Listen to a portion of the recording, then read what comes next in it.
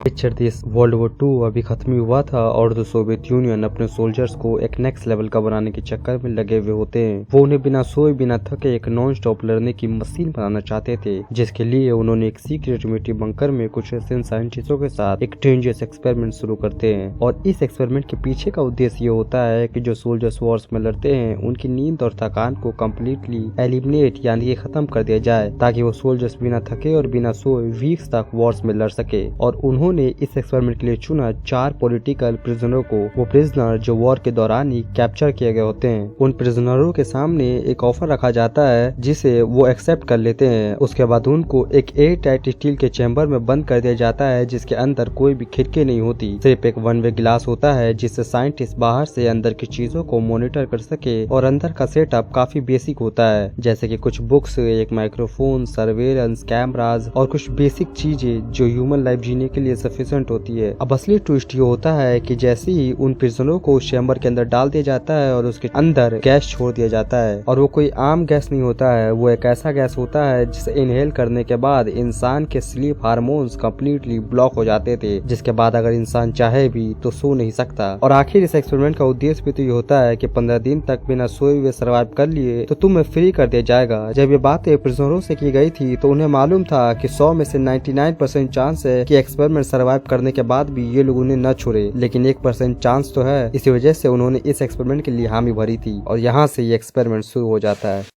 Experiment के शुरू के कुछ दिन तो बिल्कुल ठीक ठाक तरीके से गुजर रहे थे। प्रिजनर एक दूसरों से हंस खेल के बातें कर रहे थे, जैसे किसी तरीके का स्मॉल थेरेपी सेशन चल रहा हो। वहाँ पर एक दूसरों को अपनी स्टोरियां बताई जा रही थी और एक दूसरों का गम सुना जा रहा था। उनके चेहरे पे किसी भी तरीके की नींद या फिर थकान का नामो निशान नहीं था। और उनमें से एक प्रिजनर जो थोड़ा सा वोकल था, वो अचानक से खड़ा होता है और एक बड़ी सी मुस्कान के साथ जोर से बोलता है, ये गैस तो जबरदस्त है, मुझे ऐसा लग रहा है कि मैं मशीन बन गया हूँ। साइंटिस्ट बाहर से इनकी सारी हरकतों का नोट ले रहे थे और जैसा ये एक्सपेरिमेंट पिछले 3-4 दिनों में चल रहा था, साइंटिस्टों के हिसाब से ये एक्सपेरिमेंट एकदम ऑन ट्रैक है और ऐसा ही चलता रहा तो बहुत जल्दी सक्सेसफुल भी हो जाएगा। साइंटिस्टों ने उन प्रिजनरों को एक छोटा सा डेली रूटीन भी दिया था। उसके अंदर रखे हुए किताबों को उनको पढ़ने के लिए कहा गया था और कुछ छोटे मोटे एक्सरसाइज करने को कहा था ताकि वो फिट रहे अंदर। और सब कुछ ऑन ट्रैक पे चल रहा था, पर छोटे मोटे साइन भी दिखने लगे, जैसे कि उनकी आंखें लाल हो गई, जैसे कोई ओवर टाइम करने वाले ट्रक ड्राइवर की हो जाती है। उनकी आवाज थोड़ी शार्प हो गई, जैसे किसी इम्पेशेंट पेशेंट की हो जाती है जब वो बहुत ज्यादा फ्रस्ट्रेट होता है। सब चीज ठीक तरीके से चल ही रहा होता है कि तभी एक प्रिजनर अचानक से कहता है कि मुझे ऐसा लगता है कि चैम्बर छोटा हो रहा है। साइंटिस्टों ने उसकी बात सुन करके सोचा कि शायद ये स्लीप डिप्रिवेशन का कुछ अर्ली इफेक्ट है, इसी वजह से वो उसे इग्नोर करते हैं। और साइंटिस्टों ने इस इंसिडेंस को अपने नोट्स में ये कह के लिखा कि उनकी हार्ट रेट ज्यादा थी पर विद इन लिमिट। ये इधर हो ही रहा था कि तभी एक प्रिजनर अचानक से रात को उठा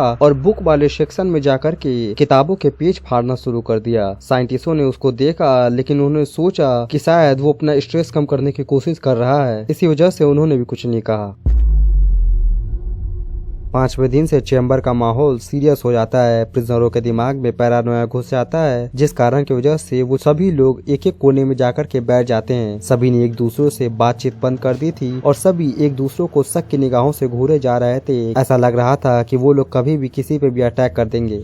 एक प्रिजनर जो एक कोने में बैठा होता है, वो अचानक से खड़ा होता है और अपने नाखूनों से चैम्बर की वॉल्स पे रगड़ रगड़ के कुछ लिखना चाह रहा था। शायद वो लिख रहा था कि गैस हमें देख रहा है। वो ये लिख ही रहा होता है कि तभी एक प्रिजनर चैम्बर के दूसरे कोने से जोर से चिल्लाता है, बार बार ये कहता हुआ कि मेरे स्किन के अंदर कोई घुस गया है, मेरे स्किन के अंदर कोई रेंग रहा है। साइंटिस्ट उसे मॉनिटर पे देखते हैं और वो देखते हैं कि उसने अपने नाखूनों से अपने फेस को स्क्रैच कर लिया था और इतनी बुरी तरीके से स्क्रैच किया था कि उसके चेहरे से लगातार खून टपका जा रहा था। साइंटिस्ट इस चीज का नोट लेते हैं और उनकी नजर प्रिजनर नंबर 3 जो कल राती से बुकों के पेजों को फाड़ रहा होता है, वो अभी भी पेजों को फाड़ने में लगा होता है। वो उन सभी पेजों को फाड़ के पाइल अप कर रहा था। ऐसा लग रहा था जैसे उन पेजों से वो किसी तरीके का बंकर बनाने की कोशिश कर रहा हो। उसके बाद साइंटिस्ट चौथे प्रिजनर पे नजर डालते हैं। वो प्रिजनर अभी भी बाकी 3 प्रिजनरों से थोड़ा कंट्रोल में लग रहा होता है। वो माइक्रोफोन के पास जाकर के स्लो स्लो आवाज में एक ही बात को बार बार रिपीट कर रहा था। वो कह रहा था कि प्लीज हमें यहाँ से निकालो, हम यहाँ कभी भी मर जाएंगे, हमसे सांस लिया नहीं जा रहा। साइंटिस्ट उन प्रिजनरों की हरकतें और बातें सुन करके गैस का डोज बढ़ा देते हैं, ये सोचते हुए कि शायद ये सब लो ऑक्सीजन का कमी है। पर मेडिकल डाटा दिखा दिखा रहा था कि उनका blood pressure and heart rate dangerously high है, पर साइंटिस्टों ने किसी तरीके से इसे कंट्रोल किया।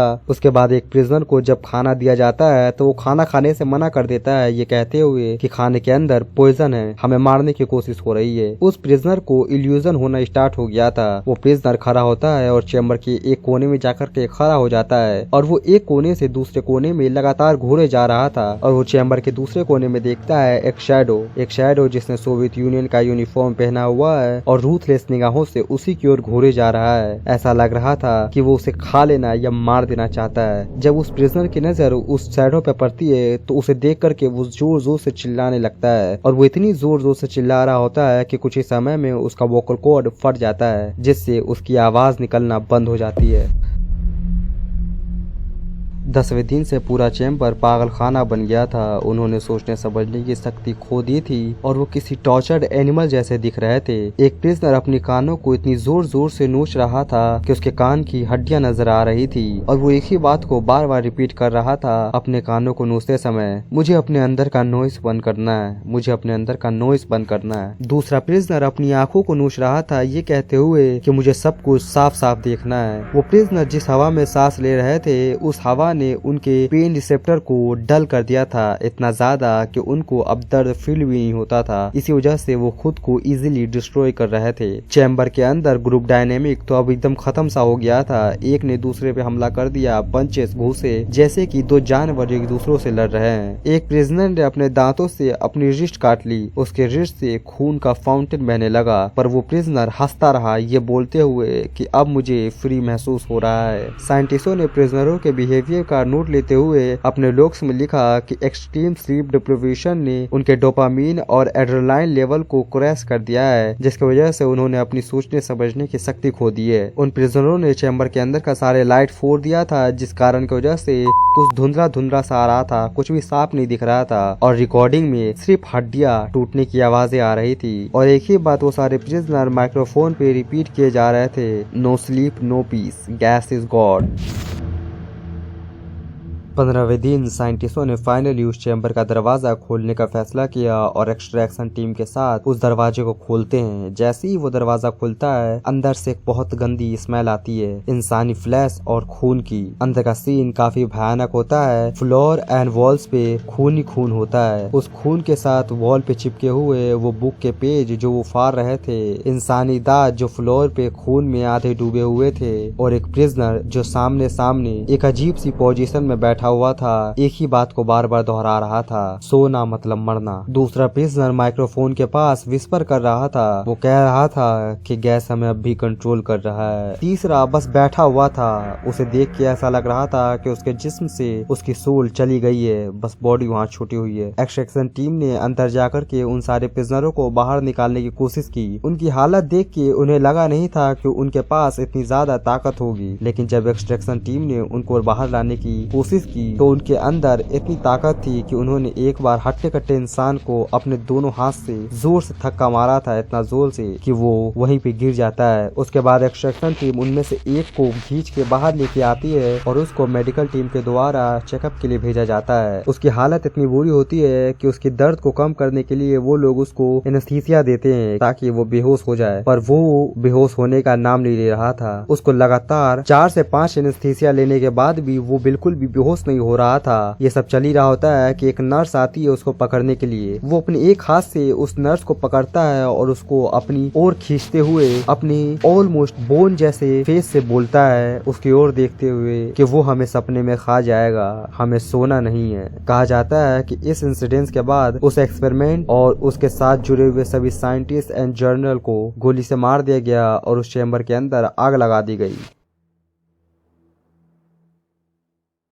Oh come on, this story is completely a work of fiction। इस स्टोरी को पहली बार 2010 में क्रीपीपास्ता पे शेयर किया गया था। ये स्टोरी वहाँ से काफी ज्यादा पॉपुलर हुई क्योंकि इसके अंदर का एलिमेंट्स इस स्टोरी को स्पेशल बनाता है। जैसे कि इस स्टोरी का टाइमलाइन बेस्ड है वर्ल्ड वॉर 2 के समय पे। उस समय अलग अलग तरीके के एक्सपेरिमेंट रियल लाइफ में भी आजमाए जा रहे थे, तो काफी लोग इस तरीके से भी इस पे यकीन कर लेते हैं। और इस स्टोरी के अंदर का डिटेलिंग वर्क इसको और भी ज्यादा अच्छा बनाता है। जैसे कि सोवियत मिलिट्री की सीक्रेसी, साइंटिस्टों का पागलपन, प्रिजनरों का दर्द और उन सब से बन के निकलता हुआ एक हॉरर एलिमेंट। सो आज के लिए इतना ही। अगर आपको ये स्टोरी पसंद आए तो आप कमेंट में बताइएगा कि आपको कौन सा पार्ट सबसे ज्यादा अच्छा लगा और आप किस टॉपिक पे चाहेंगे कि अगला वीडियो में बनाऊं।